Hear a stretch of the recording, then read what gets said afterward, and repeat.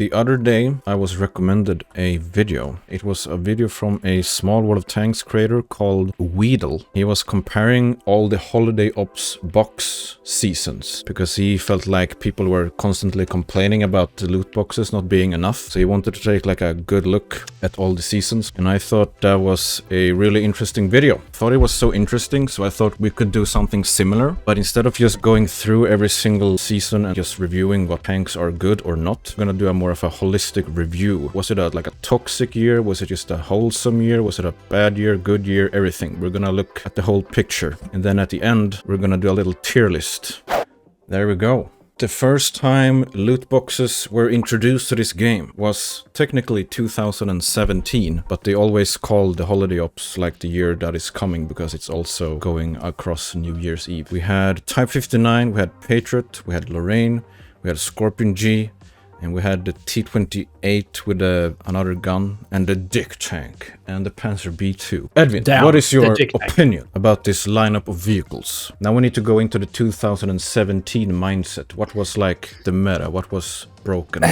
What was this the Defender era? I think it was, right? This was during the Defender era, but this was before the Defender was introduced to the game. So the Patriot was like the most OP tank, right? That was the pretty controversial one. I think the T-26E3, also known as the Patriot, was like the first tank premium, at least in the higher tiers, that got added to the game that was just objectively better than the Tech 3 counterpart. So there were several controversies about this season, I remember. The first controversy was the fact that we're having loot boxes in the game, because we didn't have that in World of Tanks before this Christmas 2017. We already had so much content behind paywalls in the game already. And the other controversy was that this was the first time since like the launch of the game that they sold the Type 59 again. Yeah, that's probably what a lot of people got upset about. The Type 59 was the FOMO tank. Yeah, because it had only been sold once back in like 2010 or something, 2011, something like that. 2012, and then they stopped selling it and did not sell it again to like maintain some kind of rare status for it. And this was the first time in many years that they sold it again, and since people really wanted it, since it was a rare tank, people had to gamble for it. This was definitely the start of FOMO tanks in boxes. But my personal favorite in here, I must say,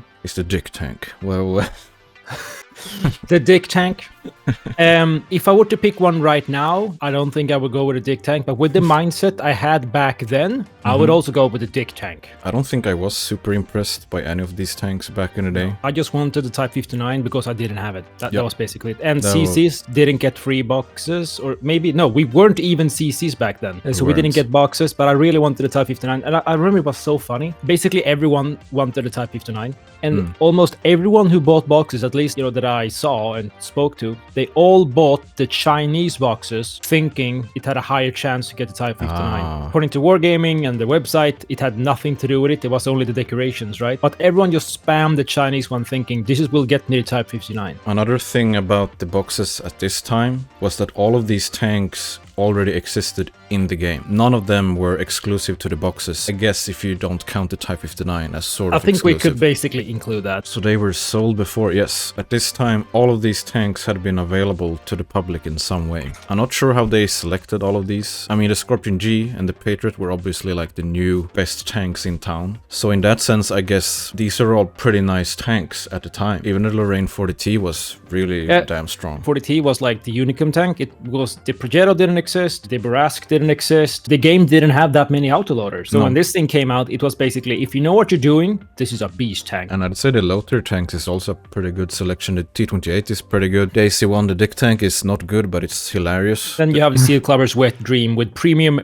matchmaking, the Panzer B2. Literally every single tank here was pretty nice at the time. So a pretty strong start, I would say, for loot boxes. Yeah, except I guess the Type 59. And the fact that we even have loot boxes at all. Yeah, because obviously this worked. Like people went crazy for this. I'm gonna go onwards to Holiday Ops 2019 then. This is the first and the only year that had a tier 7 premium tank in the boxes, E25. And also the only year where it had a tank that was already in a previous box. The Scorpion G appeared twice for some reason. I mean, Scorpion G, I think, is the most popular tier 8 premium tank, period. It was still super requested, people wanted it, so they just threw it in there because they knew it would be profitable. Was this how they resold the E25? Because it was removed from the store. Yep, E25 was also very controversial at the time because it was a tank they had promised to not sell again, right? Or well, that's what people say. They didn't say we promise to never sell it. I don't remember their phrasing, but they basically said we're gonna remove it from the store. And I guess people just then, sort of took it that way. As far as I know, they never said we will never sell it again, but that's what people thought they meant. But I think this is one way where they reintroduced D25. And even in today's World of Tanks, I think D25 is pretty solid, but it's very map dependent. So yeah, reintroducing this was not very nice. I remember this year, the E25 was everywhere and it was killing us non-stop. It's still toxic. It is, but not in the same way, because back here, and when it was first introduced, most maps were so open. There were bushes everywhere. You could snipe from so many angles. There was way less armor generally in the game as well. Yeah, less armor, bigger weak spots, so much more time to move around. You didn't have battle passes and marathons that just made every game a 3-minute steamroll. And then you go to today, where most maps have 1 or 2 bushes where you sit in as a tank destroyer, and that's it. IS-3A. That was a controversy tank. Yep.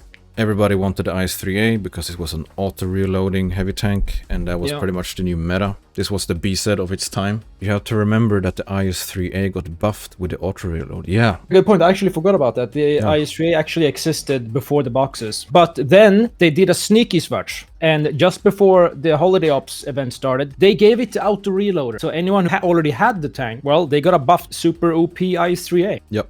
And then people saw that people were dominating in the IS-3A, and they were like, oh, I guess I need to buy some boxes to get this thing. And before the IS-3A, it was the Defender, which is also in these boxes. It was released like, I don't remember how long before, but it was released in a time frame before the boxes. So it had some time to create a status of being a toxic, broken tank in the game. Yeah. But then the IS-3A arrived and took that spot. What pissed most people off was how brain dead it was. Because just before the IS-3A, we got the Italian mediums, and they had this delicate auto reloader that encouraged, decision making. And then the IS-3A was the complete fucking opposite. The first shell was the fastest one, and then it kept getting longer and longer. So the last shell, the third one, took like 15, 16 seconds to reload. So it encouraged you to just drive up like an idiot and just unload your full mag and then just keep on shooting until you died. Looking at the low tier lineup here, we have 2 pretty toxic tanks, I would say. The Left, of course, still toxic in this day and age. Probably the most toxic tank in the entire game. It beats the B-set. The KV-222 at the time, super strong seal clubbing tank. Still is. If you get a tier 5 game, you can just steamroll. It's basically the KV-3 hull, right? Yeah, and it has premium matchmaking. And then we have the Turan 3. Is that the tank that doesn't carry ammunition, Svart? Its main selling point is the fact that it has no ammo.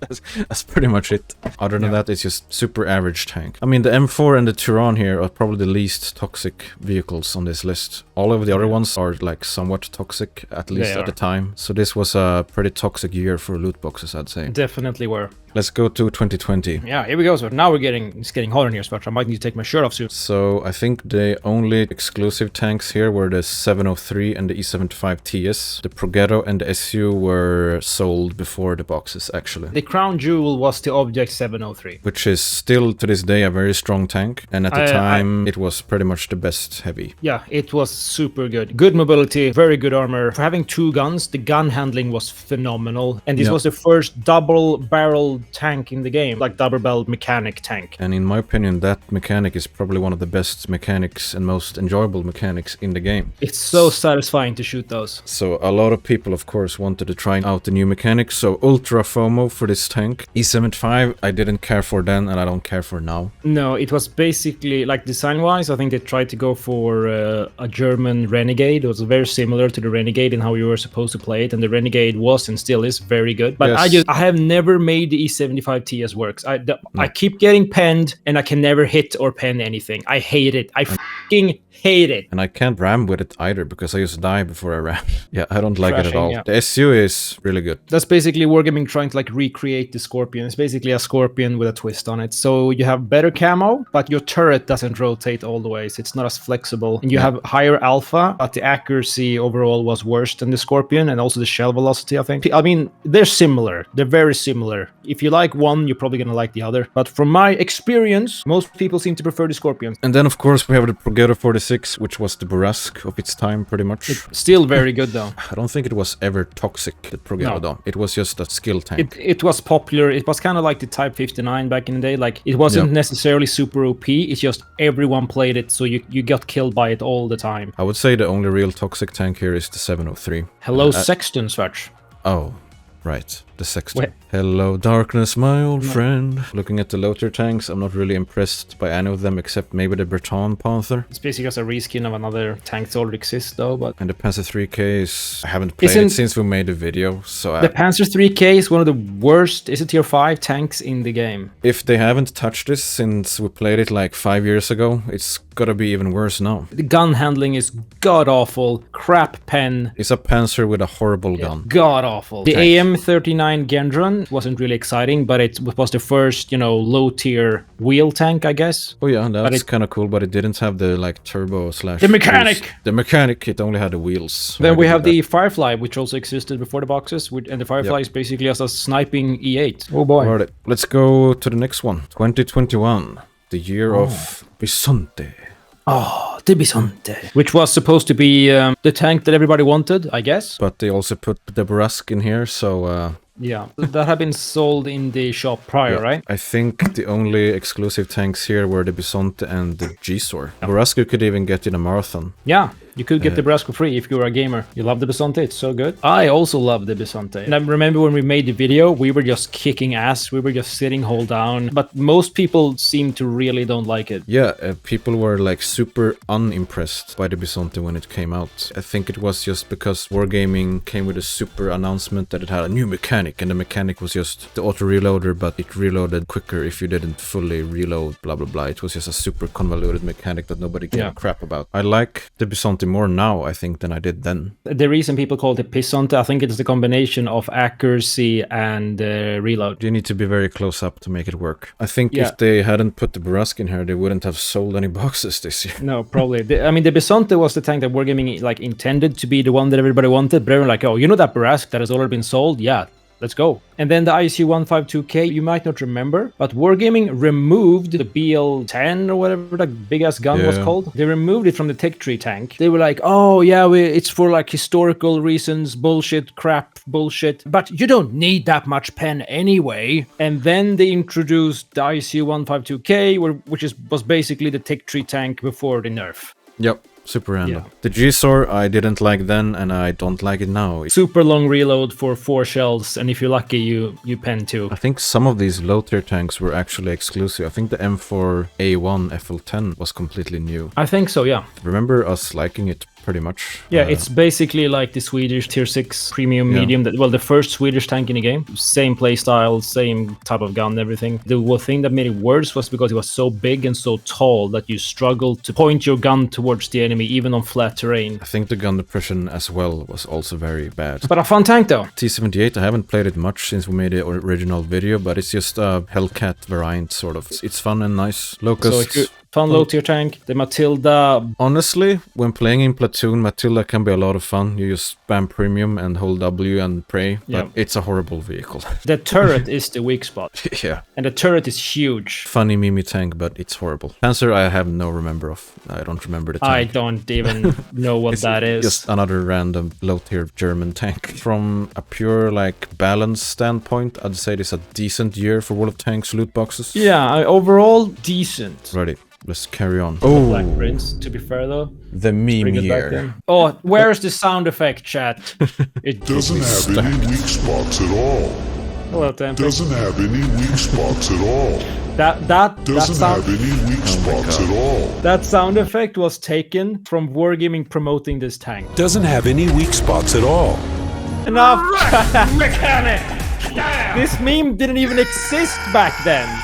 Okay, after listening to sound effects of the Joe tank for 20 minutes, Swatch, why don't you begin? Holiday Ops 2022. Bofors Tungvagn. I'm not sure what Wargaming was thinking was going to be like the big hit of this year, because the 3 exclusive tanks were the Tungvagn, Caliban, and the Joe tank with a track mechanic.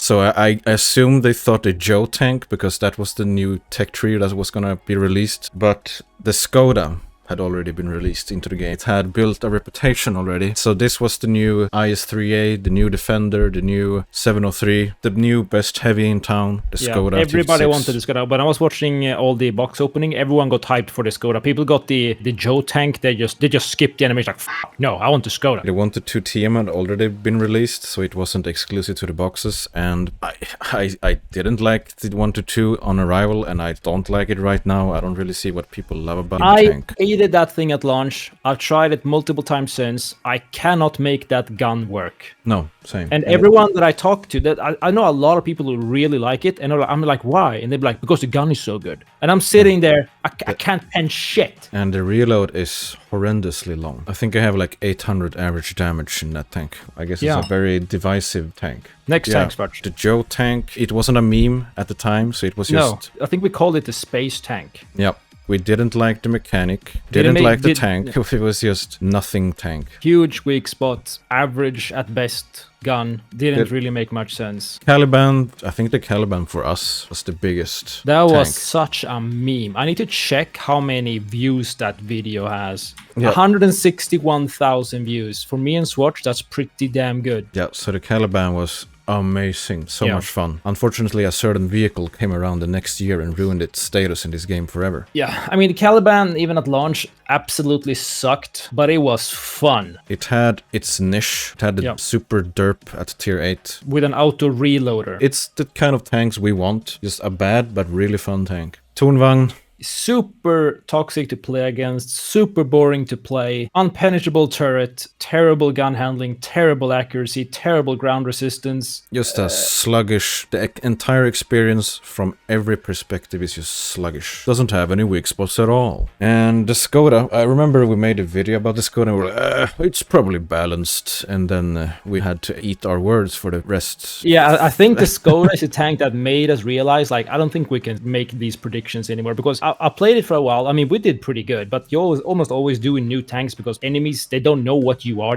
Most people didn't even know we had autoloaders. And you always get such a scuffed perspective on new tanks when you're playing it when nobody else is playing it. Yeah, and then this basically became what today is the B said. I think the Skoda T56 today is super toxic. It's one of the best tier 8s in the game. One of the best tanks in the game, tier for tier. It has almost the same burst as the tier 10. But then, Swatch, we have the P said 35R. I actually remember playing this thing. It was so much fun. You do remember it? That's better than me. I don't remember it at all. Yeah, I don't know why. I remember it because the turret looks goofy. We played it a couple of times on stream, maybe even just one game. I remember it was a winter map. Everything I remember from that game was how extremely lackluster it was. And then the next Panzer I have no recollection of, just another low tier premium. The Matilda I do remember playing. It was, I mean, it wasn't terrible, but nothing to keep playing pretty much. No. The M485 I actually remember being pretty fun and decent. I really like that tank. It looks funny. That's always a plus for me. Personally, I wouldn't say it's an amazing vehicle, but it's a funny tank. It's got character. And then the KV-1 Trash, or also known as the KV-1 Shielded. I remember when I played it with Ikibu, the KV-1 Trash, and he was like, "Which one do you mean?" It's not trash. It's actually a good tank. And we're like, oh, we meant that they have put a bunch of trash on it as armor. That's our logic. Basically, a slightly different KV-1. So those are the Holiday Ops 2022. A pretty box tonks. Pretty goofy year. All right, let's keep going. 2023. Oh boy, here we go. Oh, Holiday Ops 2023. Here we go, ladies and gentlemen. So beginning with the Iron Arnie, which I think was a really cool collaboration because you had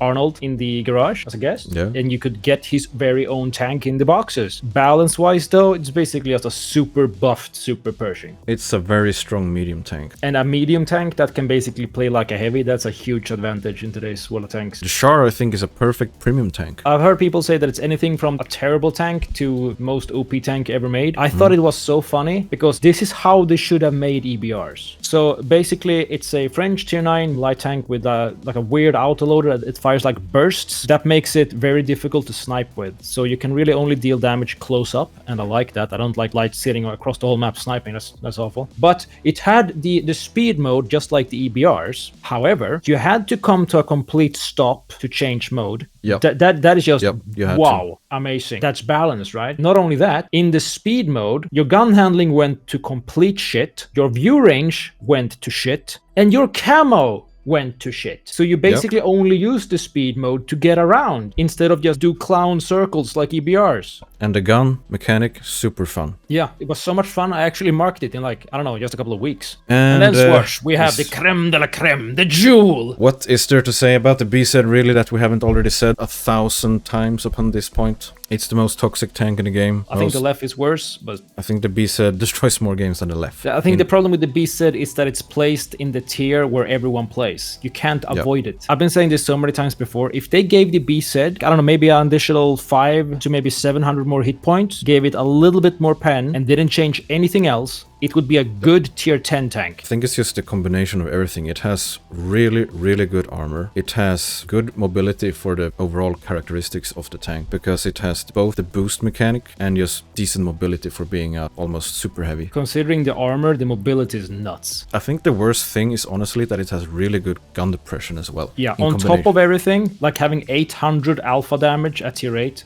No, it also has very, very good gun depression. I think, honestly, if they would just remove all the gun depression, it would be kind of a balanced tank. Then it would just be so tricky to use. Because then you have to overexpose everything and just show your tiny lower plate that you'd never show otherwise. And it was also the first tank in the game with rockets, which is like the silliest mechanic in the game. It's so stupid. It's fun, but it's stupid. The tank could have been terrible and they could have just given it rockets and that would have been enough for people to get the boxes. They didn't have to give it broken Hesh derp rounds and epic gun depression and epic armor and epic mobility and make it the most meta tank in the game. Just give it the boost mechanic. Period. The end. Yeah.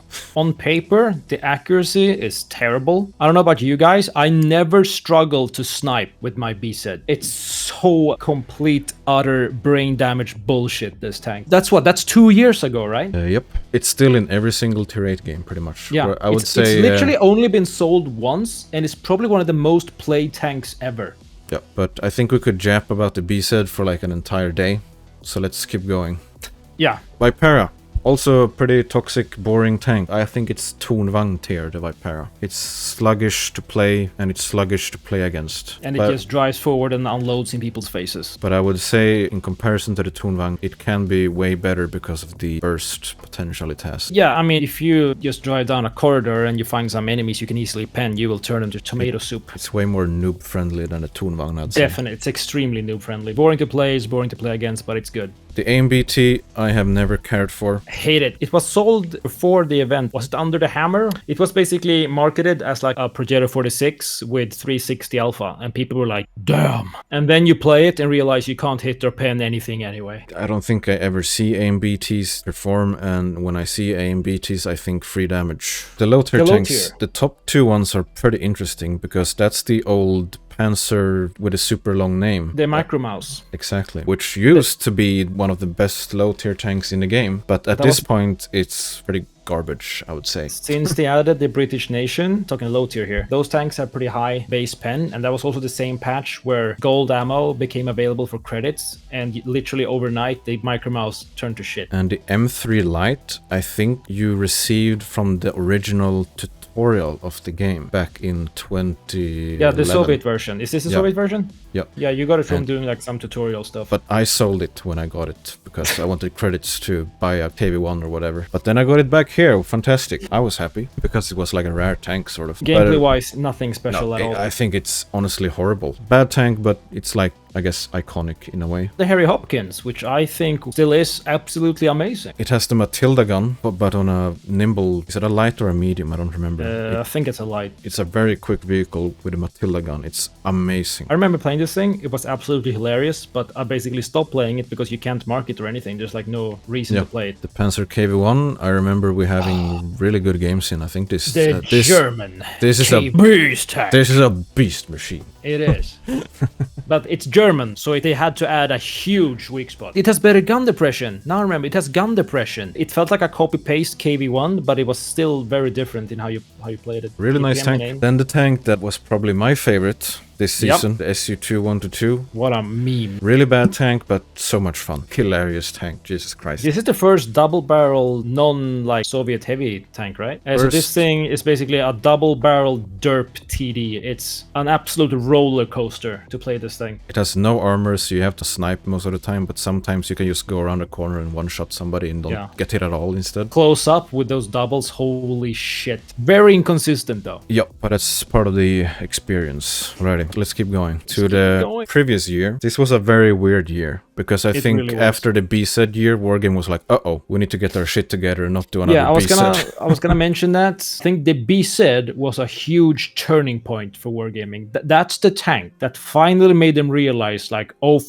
we cannot do this anymore. So the result of the B-Set was this year of loot boxes, which is probably the most boring year, honestly. Yeah, but the G-Sor is in there, Swatch. Oh, the G-Sor 1010 Facebook. Like, all the CCs were like hyping up the Tiger Mouse. We were expecting like a new Moisten or a mouse or something, but it was more like that tier 8 VK rear turret premium thingy. Everything kept breaking down on it when you got hit, and you got penned everywhere. It didn't have enough health. The gun was really good, but that's about it. We have seen a lot of other people do really well in it though. It definitely has the potential, but when me and Swatch played it, we absolutely sucked. Our expectations were not met. We wanted just a super heavy, chunky, brawler, damage sponge, platooning fun tank. I remember when we were recording all of this, I think we were sitting up to like 3-4 a.m. in the morning. Yeah, we were so frustrated. We were like, this is not working. We were just smashing our heads in because we just couldn't get any decent footage. But I know some people enjoy this tank a lot, so I'm not gonna dismiss it entirely. It's still, at the minimum, one of the better tier 9 premiums in the game. Object 752. I remember us being extremely frustrated from this tank because of the gun handling, but it is probably the best tank out of all of these. Yeah, heavy tank, drive up, shoot people 3 times. In the platoon, me and Swatch, we were able to kick a lot of ass with this thing. But very frustrating to play. The gun handling and accuracy is awful. I remember our video, we were so annoyed during the entire video. I remember comments being like, damn boys, are you good? I think it was in the aftermath of the Tiger Mouse as well. We were recording everything the same day. We were so frustrated.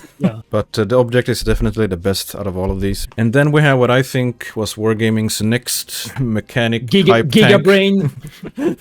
This was the one that I think Wargaming was trying to hype up. The Type 63, as you said, they were trying to hype up this new tech tree with this mechanic. And I actually love the idea, the aim mechanic. So basically how it works is that you aim, so it has 2 reticles. Whenever you fire your gun, the mechanic resets, and you can fire immediately when you're loaded, but you don't get the aim mechanic for like an additional maybe 3 to 5 seconds. I don't remember, it doesn't really matter. So it basically rewarded slower and patient gameplay, and I actually really liked that idea. But it really felt like they just took a tank and then they just nerfed it because of the mechanic, if that makes any sense. Low alpha, very low DPM. Even if you fire the moment you loaded, which you can do at close range, the DPM still wasn't very good. It can only play hold down. If you expose anything else, you're dead, because there's literally no weak spot at all, Lamau. When we were hold down, people they looked at us and then they just reversed out of the way. Very much like the Tunvang in that sense. Yeah, exactly. People just, well, I can't pen that. Then they just leave. So then you try and counter push, but you don't have the alpha, you don't have DPM, and your hole is made out of cheese. But I think the biggest disappointment of this year was the next tank. Exemplary Assault Tank Destroyer Swatch. I was like, damn, is this gonna be the next T-28 beast machine? It was marketed as an assault tank destroyer in the videos that Wargaming made, but then in the garage it said like versatile tank destroyer, and I was like, no.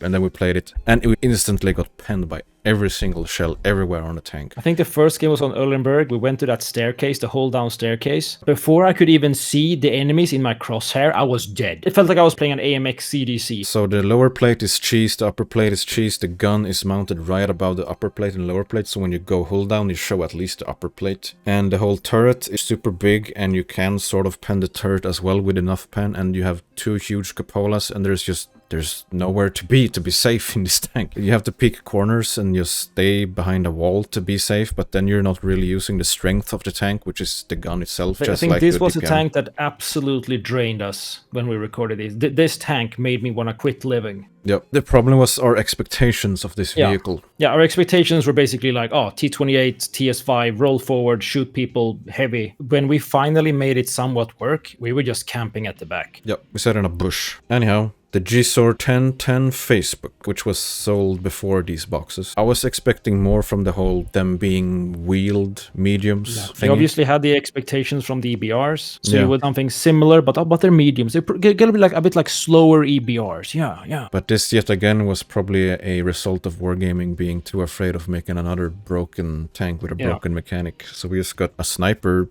tank with wheels that can't really snipe that well, and the wheels, like, it doesn't turn, it doesn't have armor, it's not quick except like in a straight line, you can't circle anything. It has the same problem as the rest of the tech tree, which is, why does it have wheels? What's the point of the wheels? Low tier tanks. Vickers 6T, I remember playing it. We played one game on Lakeville, very forgettable machine, no one cares. A7E3, same story. A7E3, forgettable vehicle, tiny pew pew gun, and it's slow and has no armor. IT3 actually has sort of a derp gun, which is kind of funky and fun. Chaffee, can't get much more boring than that. I actually 3-marked this thing. Chaffee 594. Isn't this Chaffee just the Chaffee, but for some reason it has German tracks, which makes the tracks just break all the time, and it barely moves. It has terrible ground resistance. It's a light tank that goes like 40 when you drop it down a mountain. Yeah, wasn't it just a worse Chaffee than the Chaffee in the tech tree? Much worse. And then we have the one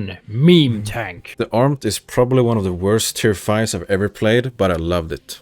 Yeah, amazing tank. So goofy. So much character. It has one of the best elevations in the game. You can aim straight up. And one of the worst DPMs in the game. 890. I think tier 1 tanks have better than that. The LOL tractor has 1300. But I do remember, since the gun is mounted at the very, very top of the tank, it was a decent hull down tank. I mean, if you were loaded, it was fun. So yeah, 2024 was pretty underwhelming. Armed was unironically the most interesting out of all of them.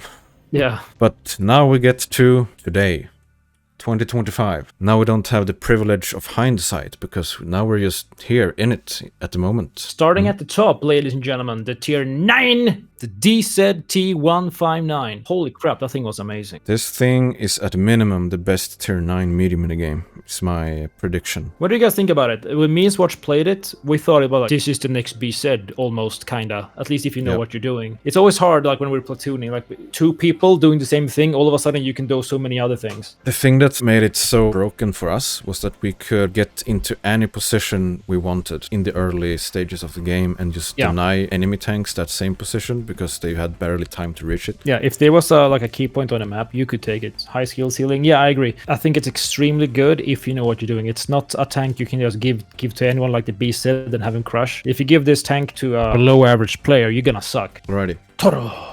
I've heard a lot of people not liking this tank, which I can understand. It's very inconvenient and weird, but I think in the right hands this thing can be really good. You just have to accept that you have no armor and can't really work on your own. You need to be around other players and just support. Fast, heavy, paper armor, good auto reloader gun. Tier 9, makes credits, makes bonds. A lot of hit points and very fast, I think, is a good combination. And then the Contradictious, which I assume is Wargaming's crown jewel. Or at least what they want to be the crown jewel, and I mean, I think it is. I think it's the most unique, super fun tank. Some people hate it, some people love it, some people think it's broken, some people think it's terrible. I guess we can say it's balanced, question mark? I don't know. Regardless, really fun tank. It's a mechanic that is fun to use, so good job, Wargaming. And it has, I also like the fact that the gun barrels opens and closes, so you can kind of predict what the enemy's going to do. I don't think most people are paying attention to that, and it swaps in like, what, 2 seconds? It's not a big deal, but it's a nice touch of detail. The XM57. The super exemplary assault tank destroyer that everyone seems to love, and me and Swatch were like, oh, it's okay. Again, our expectation was super good armor whole W tank. We could not make that happen. The main selling point of the XM is definitely the gun itself and the turret traverse angles, which makes it flexible in using the gun. 630 alpha, 900 alpha with good HE, insane stuff. We were expecting a whole W kill all tank, and if you saw the video, we were basically sitting behind the rock, behind the base, like every game. Skill just uploaded his highest experience game ever in the XM57. Next BZ confirmed. So, I don't know. We will have to see, I think, with this tank. It's at least a fun meme tank. Alrighty, and then the beast, light tank Swatch. The Squall. The meta machine. Poop tech. Same problem as with the whole tech tree. You can't do shit. Alrighty. The AMR. It's such an iconic vehicle that I almost played the wrong AMR when we was gonna play this tank. Yeah. Extremely forgettable, nothing to say about it. No one's gonna play it, no one cares. Stuart, it's the wrong picture because I literally couldn't find the right picture on Google because it's such an underwhelming and random, boring tank that not even Google has an image for it. It's an historical tank though, so it's a pretty nice collector's tank, I guess. But gameplay, it's just another terrible Stuart. The Honey. Beast which on paper looks like yet another boring low-tier tank, but this thing is amazing. Basically just a high alpha, high risk, high reward TD, very much fun to play. It's a gem keeper tank for sure. Panzer 38K. My expectation again was very low, but it's a nice tank, I'd say. Yeah, very nice tank. Good DPM, good pen. Surprisingly enjoyable vehicle. And then the SU, Big Dama Gobr. Yeah, very nice tank. Tier 5 Soviet TD with a big ass cannon and surprisingly good camo for the size. Super enjoyable. I loved it. But as I said, we're in this holiday up right now, so we can't really look back at this and like review it from another perspective. Yeah, I mean, these tanks definitely need like a couple of months, half a year in the oven before you can tell. I can say at least that it's a very good year for loot boxes. Almost every single one of these is fun to play in some way, or at least unique. We have reached the final phase of this fantastic podcast, or whatever you want to call it, and that is we're gonna do a tier list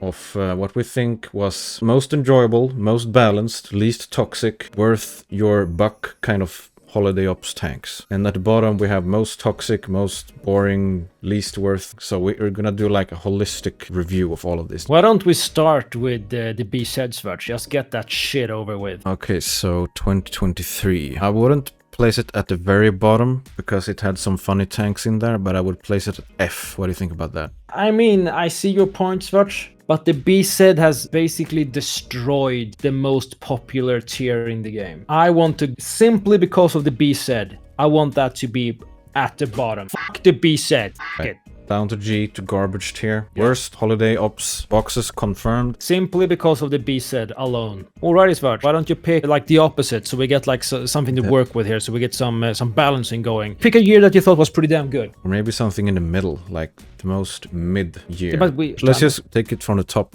2018. Where would we put the first humble beginnings of loot boxes? This is a solid year. All of these tanks are good for this year. It's basically the same as the BZ year, but instead you have the type. But it's not toxic. It's just FOMO. I would say I would place this year very high.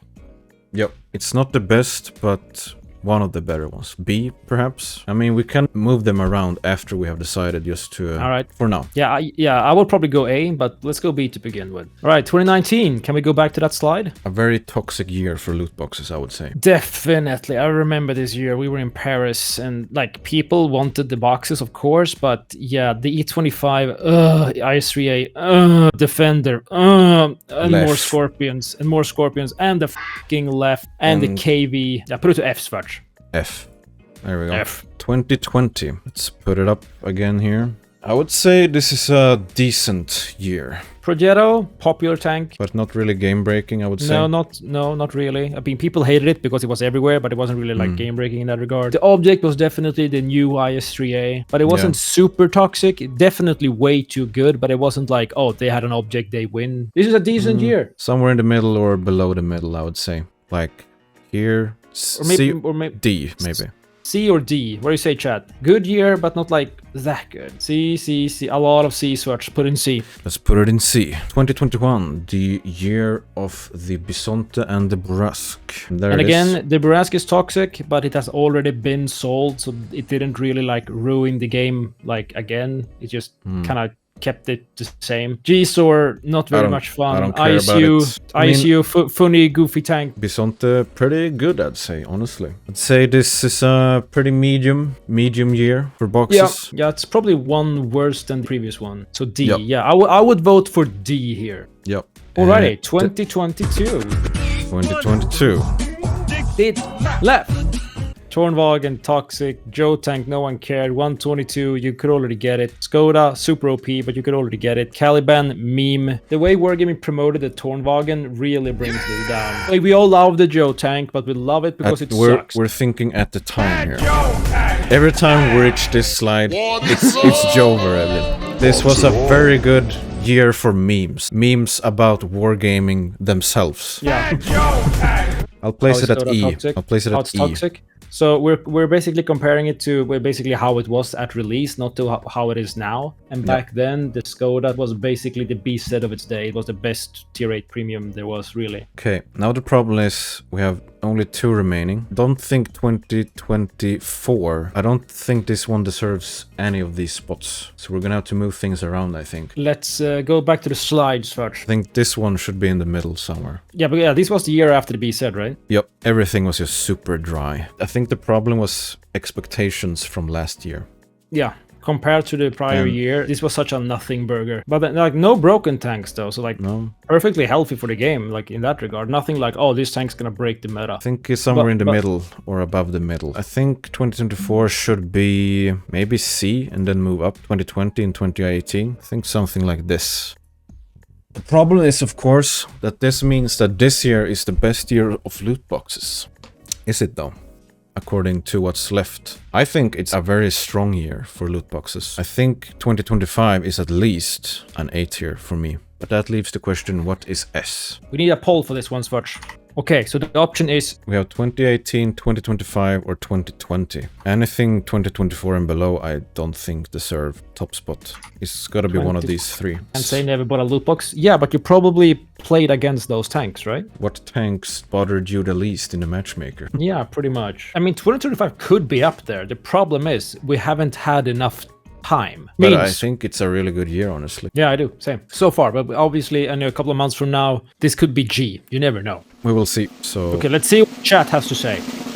2025. Wow. I guess we have to go with that then. Alrighty. We have a winner.